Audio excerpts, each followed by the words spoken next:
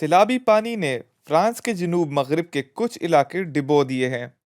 یہ سب طوفان نیلز کے بعد ہوا۔ تقریباً 1600 لوگوں کو گھروں سے نکال کر محفوظ جگہوں پر لے جایا گیا اور ہزاروں گھروں میں ابھی بھی بجلی بند ہے۔